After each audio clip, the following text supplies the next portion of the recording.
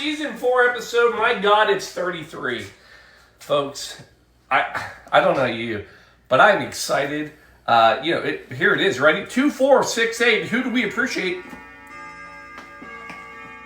Wait for the cocktail clock to finish chiming. And there we go, 2, 4, 6, 8. Who do we appreciate? Cocktails. Yay, cocktails.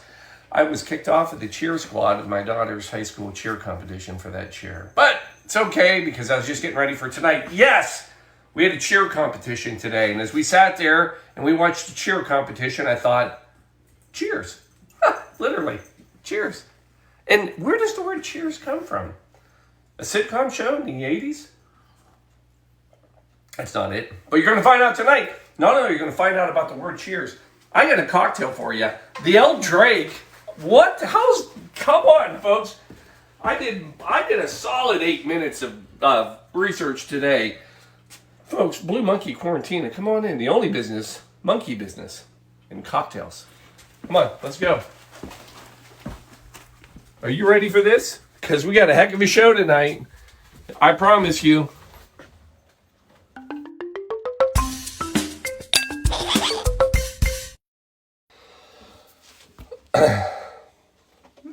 There we go. We're there. Here we go. Well, to start the show off, I don't any other better way than to say, Shelby, cheers.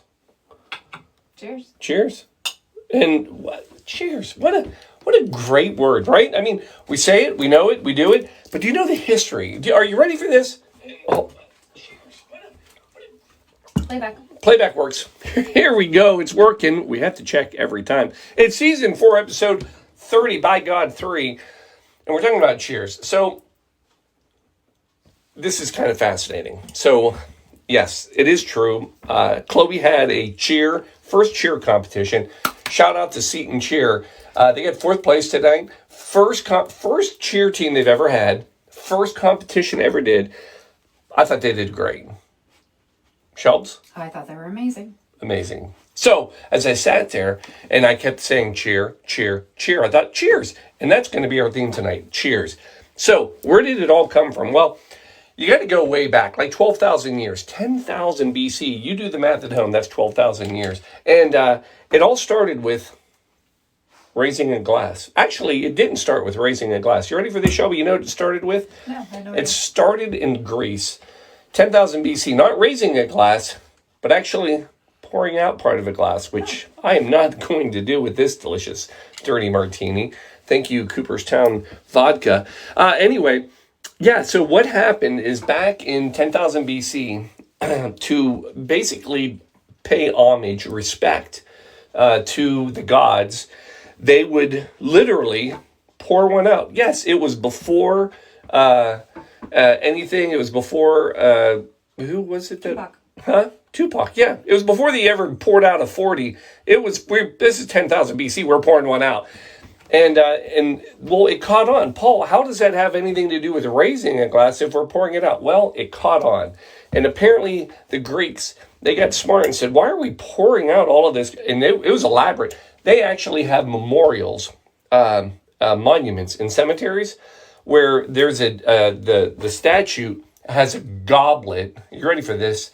And that goblet, you can pour wine into the goblet. There's a hole carved in. It would go all the way down into the actual memorial where the deceased was, so that the wine would go right in with the deceased.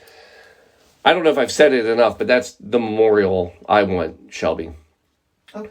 All right, we got that on the books. I mean, since we're going to be in the same space. Yeah, we'll both have it. We'll have 2. Wait, man, what? Like both? Yeah. Martini glasses. People can visit. Double fist. Pour martinis. It'll go anyway. It'll be an angel. It will be. Well, absolutely. An angel with 2 martini glasses. We will probably go to hell for this, but we'll have a drink while we're there.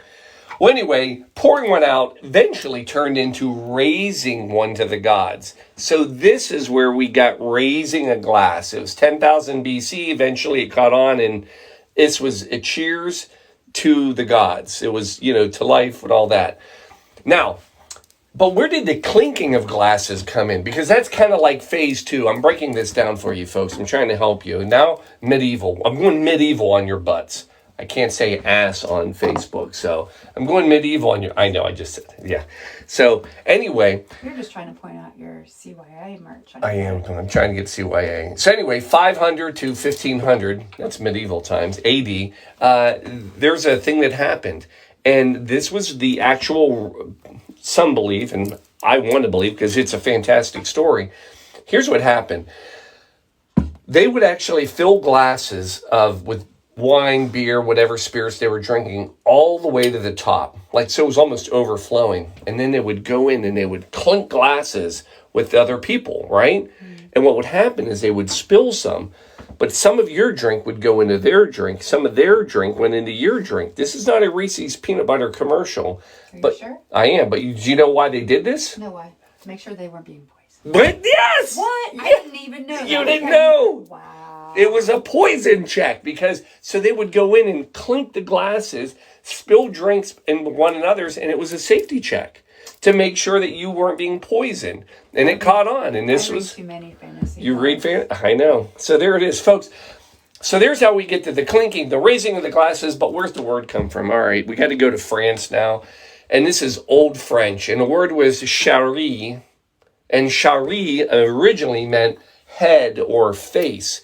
But this eventually morphed into the meaning of gladness.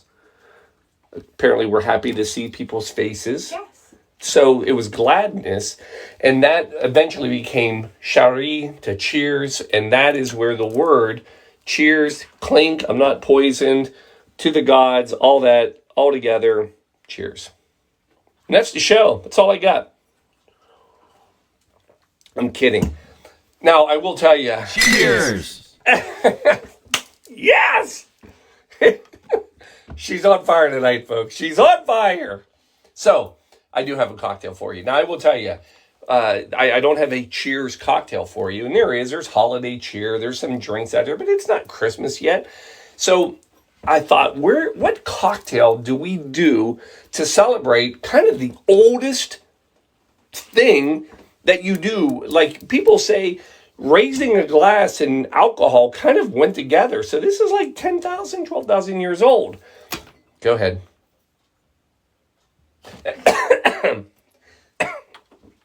So anyway, I thought, what better drink to celebrate the oldest saying of cocktails than with the oldest cocktail in the world? Yes, it's true, and we've not done it yet. There is, in fact, the oldest cocktail in the world, and it goes back to 1586. You ready for this? 1586. First cocktail, people believe, I believe, because I read stuff and I believe it. And first of all, what's going on in 1586? Well, you got to remember this. We're drinking in 1586 a lot. And part of the reason is because the water is not good. And imagine, this is on dry land. On a ship, even worse. So we are drinking alcohol breakfast, noon, and night. Enter Sir Francis Drake. English, right? And he's out there having fun, pillaging the Caribbean, taking over all these Spanish settlements. He calls himself a captain. The Spaniards are calling him a pirate. Yes. He is a pirate. And he's out there. And he's just going through the Caribbean, and he's getting ready to go attack and take over parts of Havana. But he runs into a problem. You know what the problem is? Scurvy. His ship is sick. They're like, it's a ship of sick fools. And before he can go attack, he's got to try to heal them. So he sends a few of his crewmen off to the southern tip of Florida. And what they find is they go and they look and they talk to these tribesmen for a cure to help save all of his crewmates. And they are given a recipe of basically alcohol, tree bark, limes, and sugar, and mint. And they bring it back, and it works. I mean, they're cured. He changes it a bit, and what we end up with is the first cocktail, the El Draque, precursor to what we know as the mojito. But this original, a little different. And yeah, you know, I'm going to make it for you right now. So hold on. Set that aside. So first thing, get a couple coupe glasses and put some ice in them. There it is. Now we're cooking. You ready? So the first thing I want you to do, no ice, no nothing. You're going to take 2 limes, 1 lime per drink, and we're going to kind of just cube it up a little bit. If that makes sense. I think it does because I just said to do it. Drop that in. 1 more. 1 per. Again, it's no surprise that this drink actually did cure them because it's got like everything in it, right? You got vitamin C, mint for the stomach. So 2 limes. Then you're going to come in with mint. About, there's 4, 5, 6, 7, 8. About 8, maybe, oh, that's a good one. We'll save that for the garnish. Like 10. You're not waking it up? Huh? You don't need to wake it up? No, we're muddling it. We're going to wake the hell out of this in a second. Okay. And then, I will tell you, we're going to use simple syrup. The original recipe, so let me just give you some facts here. The original recipe, they would have used just cane sugar. However, and people that make this cocktail to this day, they say the problem is when you put just regular sugar in, it doesn't dissolve. So it gets very granular. Mm-hmm. So most people say, look, we're sophisticated. We're not animals. You're still using sugar, but let's use simple syrup. It makes it a little easier to do. So you're going to come in with 1 ounce per. So there's 1, and then 1 for Shelby. All right. Now what we're going to do is we're going to muddle this. So you get your lime, your mint, simple syrup, right? Mm-hmm. Paying attention at home. Yep. Anybody on tonight? I mean, we have a football game. FCC just made it to the playoffs. Cheers, FCC. Right? So late. Cheers. Sorry. Oh, that was great though. So cheers to FCC. Cheers. And then we get the Bengals playing tonight. All right. So we've muddled. We've got the lime, the sugar, everything. And then we're going to come in and we're going to throw in our rum. We're not going to throw it in. Now, originally, they wouldn't have used rum. They would have used a sugar cane spirit. And it would have been called like aguardente. Aguardente. There might have been another "d" in there. But aguardente, which is a spirit, a sugarcane spirit. And then we're coming in, ready for this? 2 ounces per. So, 1 for me. And of course, 1 for Shelby. This is fantastic already. Smells good. Right? Oh, whoa, almost lost that line. That's my garnish. And then, folks, I don't know what they did back then, but if Sir Draque, the pirate, the captain he was, if he was smart, he would have just loaded up the ship. I said ship. Yes, you did. I did say ship. With emergency. Folks, emergency, keeping scurvy away from everybody for like 500 years. So emergency, put a little bit of that in there. And then now we can load it with some ice. We can shake it.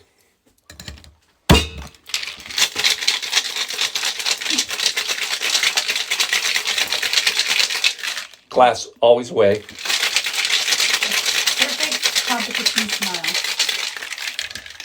No, I can't do it.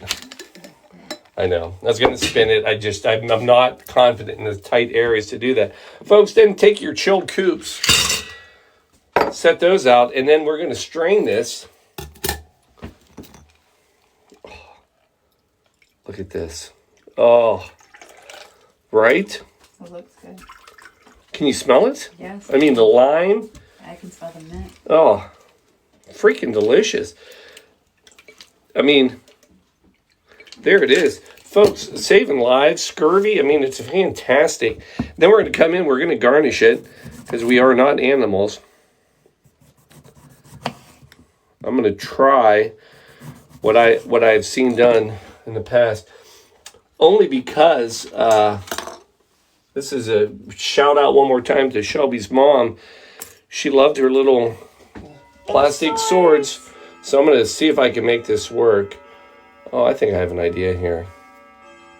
Swashbuckling party sword right there. How's that? That's beautiful. I think it is.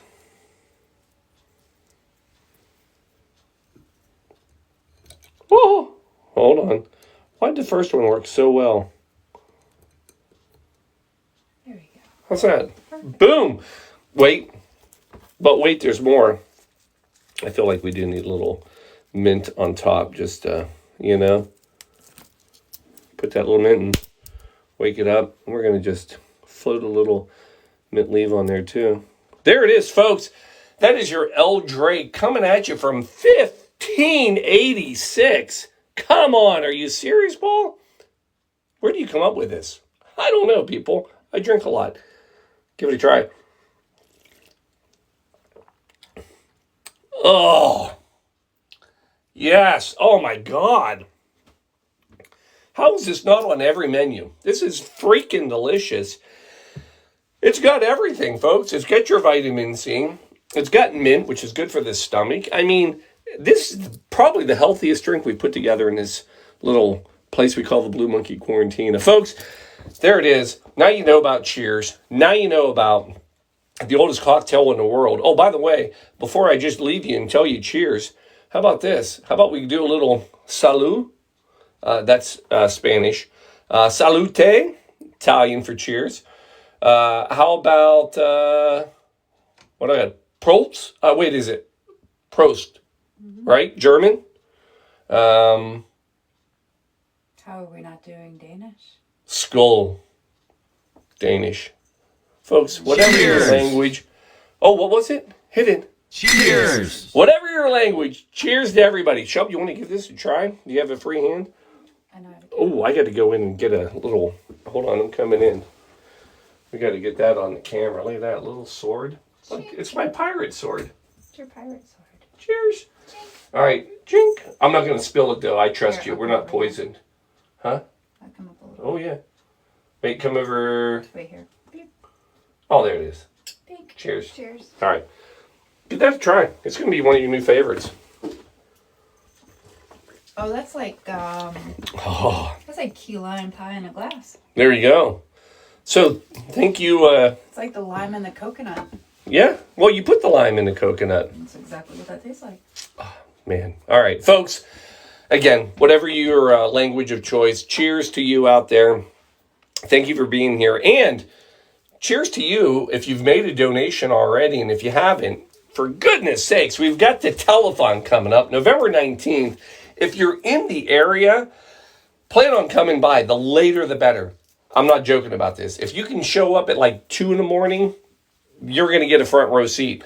1's good, 3's great. We want you here, but you're going to go to the bluemonkeyquarantina.com or cokedrive.org and sign up. Put your drink order in.